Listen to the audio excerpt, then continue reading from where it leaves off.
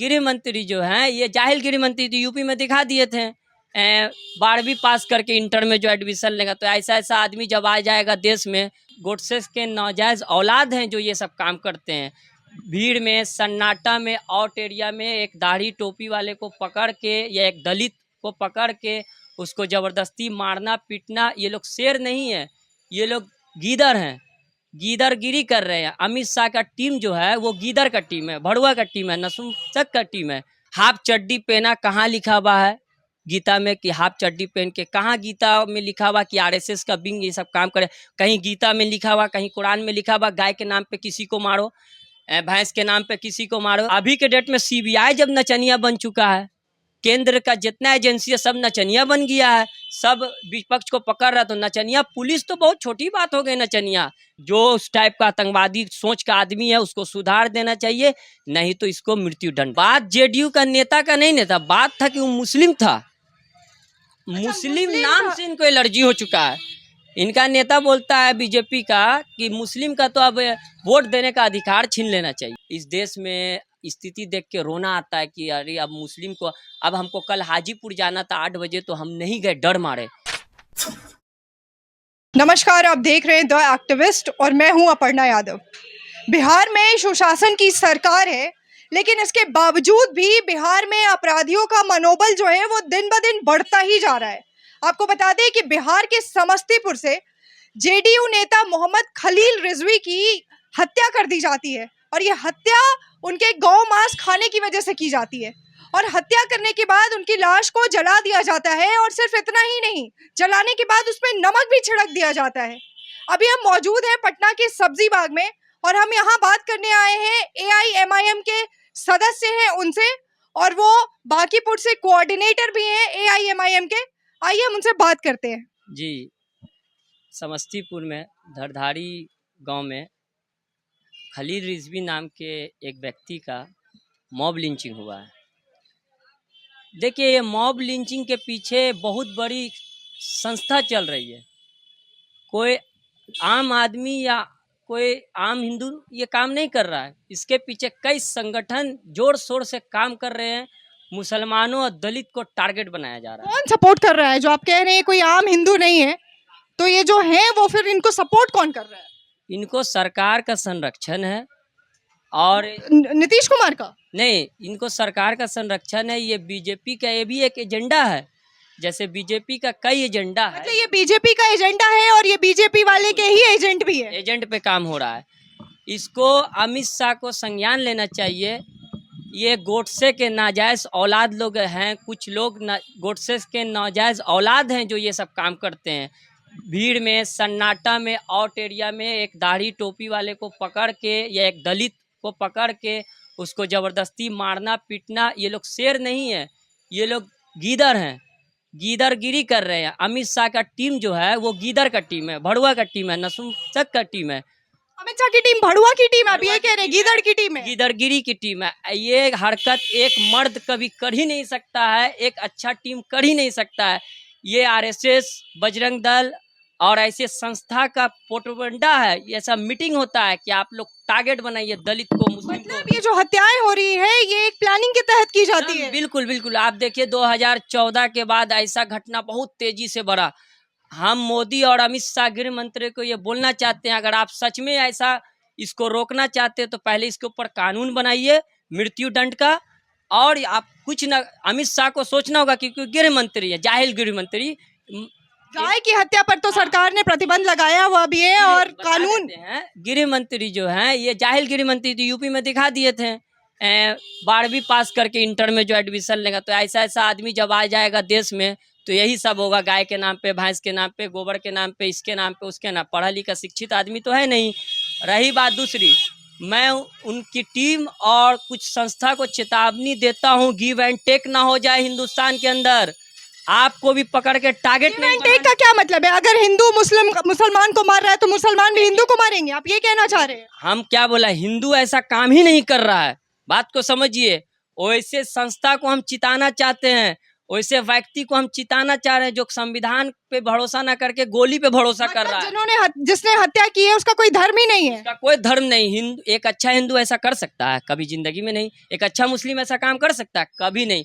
वैसे संस्था को हम आपके माध्यम से डायरेक्टिविटी से चिताना चाहते हैं कि आप अपने संस्था का जो एजेंडा है इसको बंद कीजिए, नहीं तो गिव एंड टेक आपके साथ हो जाएगा। आपको भी पकड़ के टारगेट किया जाएगा। कानून हाथ में लेने की कोशिश नहीं कीजिए। देश में सुप्रीम कोर्ट है। आप कौन होते हैं चोरी के नाम पे किसी को मारने वाले? मान जाते हैं आपकी बात को कि चोरी ही कर रहा था, मान जाते हैं वो सब्जी बेचने वाला हिंदू नाम रख के सब्जी बेच रहा था, मान जाते हैं वो गाय का गोश्त ही खा रहा था, हम मानते हैं चलिए वो बीफ खा रहा था। आप कौन होते हैं सजा देने वाले? भाई आप सुप्रीम कोर्ट हैं, आप एसपी हैं।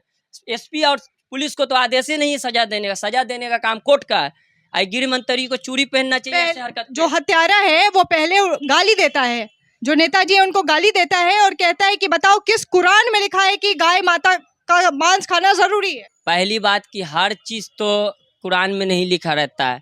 हाफ चड्डी पहना कहाँ लिखा हुआ है गीता में कि हाफ चड्डी पहन के? कहाँ गीता में लिखा हुआ कि आरएसएस का विंग ये सब काम करे? कहीं गीता में लिखा हुआ, कहीं कुरान में लिखा हुआ गाय के नाम पे किसी को मारो, भैंस के नाम पे किसी को मारो? ये सब बात पर कहीं किस लिखा नहीं। जो गाली देते हैं हम उनको एक बात बोलना चाहते हैं, वो गोडसे के नाजायज औलाद लोग का काम ही यही है गाली देना। इन लोग को हम लोग ज़्यादा वैल्यू नहीं देते हैं। अब मैं गृह मंत्री को एक आपके माध्यम से बोलना चाहते हैं, इस पर कानून बनाइए और जल्द से जल्द कुछ संस्था जो देश में गलत फैला रहे हैं, लोगों को टारगेट मुस्लिम को बना रहे हैं, उनको बैंड करने का। आप कह रहे हैं गृह मंत्रालय यानी आप अमित शाह पे? अमित शाह को तो हम डायरेक्ट बोलना चाहते हैं आपके माध्यम से कि आपको अगर सच में मॉब लिंचिंग रोकना है तो आप किसी न किसी संस्था को बैंड। सरकार बिहार में तो नीतीश कुमार चला रहे हैं और ये नीतीश कुमार के पार्टी के नेता भी हैं, तो आप गृह मंत्रालय पे कहा जा रहे हैं? वजह है कि मॉब लिंचिंग बिहार में सिर्फ नहीं हो रहा, और मेरे मरने वाले, हम एक बिहार वाले की बात नहीं कर रहे, देश में ऐसा हरकत हो रहा है। यूपी में हो रहा, बिहार में हो रहा, बंगाल में हो रहा। कोई ऐसा राज नहीं बचा 2014 के बाद इतना ना खाई पैदा कर दिया गया हिंदू मुस्लिम का कि अब कोई राज अछूते तो बिहार को संभालने अमित शाह नहीं आएंगे ना, बिहार को संभालेंगे तो नीतीश कुमार ही। नहीं, हम बोलना चाहते हैं केंद्र से मृत्युदंड का कानून बनाइए। ये केंद्र से हवा है, ये बीजेपी गलत सरकार का नतीजा है ना। तो 2014 से पहले कहाँ ये सब बात था? हम तो मॉब लिंचिंग का नाम 2014 से पहले हिंदू मुस्लिम नहीं होता था ना, मॉब लिंचिंग सब सुना था। ये यहाँ ड्रामा हो गया भाई, भीड़ पकड़ लेता। आप पुलिस की बात अब आते हैं, पुलिस भी गलत दबाव में, सरकार जो ऐसा ना गलत सरकार। पुलिस तो कह रही है कि ये लेन देन का मामला था और इसको भावना को भड़काने के लिए जो हत्यारे हैं उन्होंने वीडियो बना के वायरल किया। देखिए, मॉब लिंचिंग तो पूरे देश में अभी हो रहा है, तो सब जान रहे हैं। अब पुलिस हर जगह बोलता है कि ये मामला था, वो पुलिस डरे हुआ है। किससे डर गई है पुलिस? किससे डरेगी? पुलिस इस सरकार की नीति को समझ चुका है। हिंदुत्व नीति है इस सरकार का। अगर इसके विरोध जाएंगे तो मेरा ट्रांसफर हो जाएगा, हमको जंगल में फेंक दिया जाएगा, हमको अरेस्ट कर लिया जाएगा, दूसरा केस। पुलिस क्या नचनिया है क्या जी कि सरकार नचाती रहेगी और पुलिस नाचती रहेगी? अभी के डेट में सीबीआई जब नचनिया बन चुका है, केंद्र का जितना एजेंसी है सब नचनिया बन गया है, सब विपक्ष को पकड़ रहा, तो नचनिया पुलिस तो बहुत छोटी बात हो गई। नचनिया बड़ी बड़ी संस्था जो है देश में, सीबीआई और ये सब अब नचनिया बन चुका है अमित शाह और नरेंद्र मोदी का। मतलब सरकार, अमित शाह, नरेंद्र मोदी जो सरकार में बैठे हैं, वो चाहे प्रशासन हो चाहे किसी तरह का संस्था, उसको नचनिया बनाने के लिए बैठे हैं। एकदम बना चुका है। हम तो बोल सकते हैं कि सीबीआई वगैरह अब प्रकोष्ठ है, बीजेपी का एक विंग है। जैसे मीडिया विंग और हर विंग होता है, युवा विंग, उसी तरह सीबीआई जितना भी केंद्र एजेंसी है सब बीजेपी का विंग है। और बीजेपी भी सरकार नहीं चला रहा है, हम एकदम खुल के बोलना चाहते हैं, इस देश में सरकार आरएसएस चला रहा है। आरएसएस का सारा प्रोपगंडा। मतलब आप कह रहे हैं भारतीय जनता पार्टी है जो, वो भारतीय जनता पार्टी में जितने भी मंत्री नेता हैं उनको आरएसएस वाले पूरी तरह से इस देश, नरेंद्र मोदी सिर्फ नाम है, रिमोट पूरा आरएसएस संघ के हाथ में दे दिया गया है।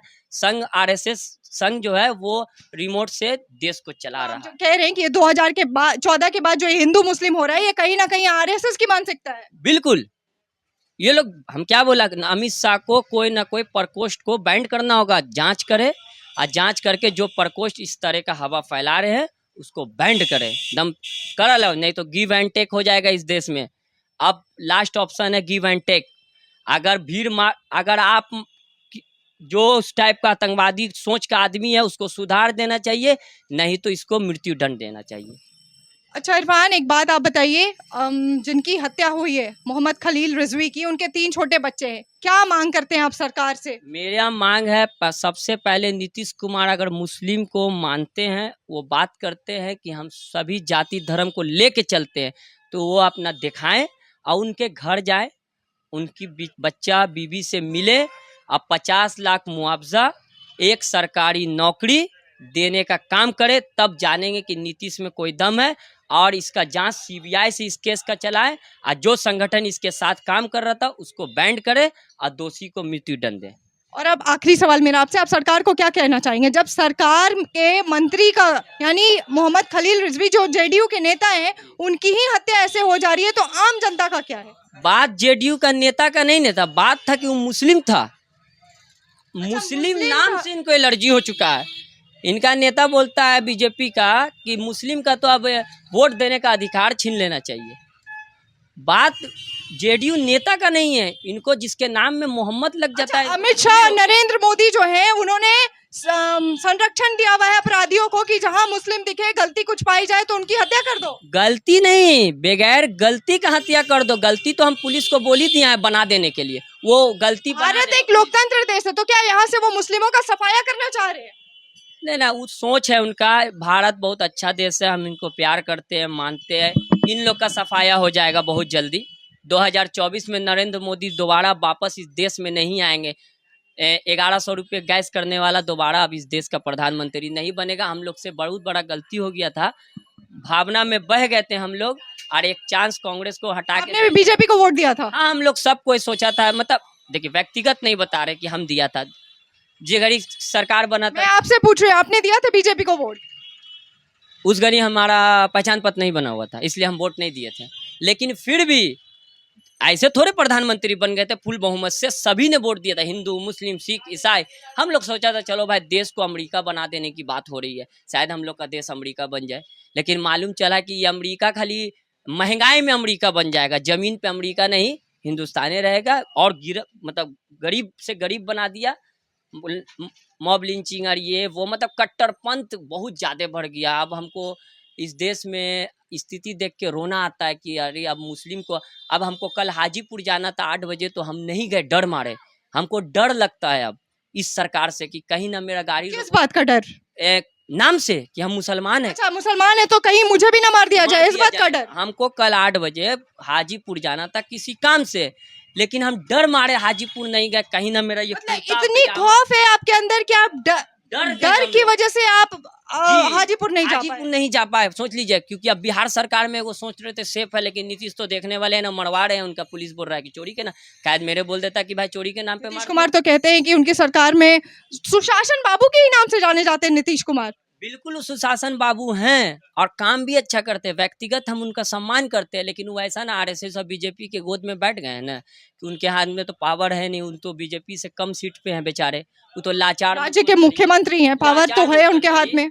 जब मन होता है बीजेपी वाला गाली भी दे देता है उनको कि इनको तो हम दया पे बना दिया, इनको भगाओ, इनको 2.5 साल पुराओ। एहसान जताते हैं बीजेपी वाले और गाली भी देते हैं उनको। भी देते हैं। अभी जस्ट थोड़ा दिन पहले बोला है कि 2.5 साल के लिए मुख्यमंत्री ये रहेंगे, 2.5 साल के बाद बीजेपी। तो ये तो बेचारे लाचार बेबस है, इनका तो कुछ कहा, इनको दया आता है, हमको और कुछ नहीं आता है। ये दयालु के लायक है अभी। अच्छा, नीतीश कुमार पे आपको दया आता है? हम लोग को दया आता है कि बेचारे कैसे गिरा कुटा, मतलब गाली सुन सुन के मुख्यमंत्री बने हुए, इनका कोई वजूद अब बचा नहीं है।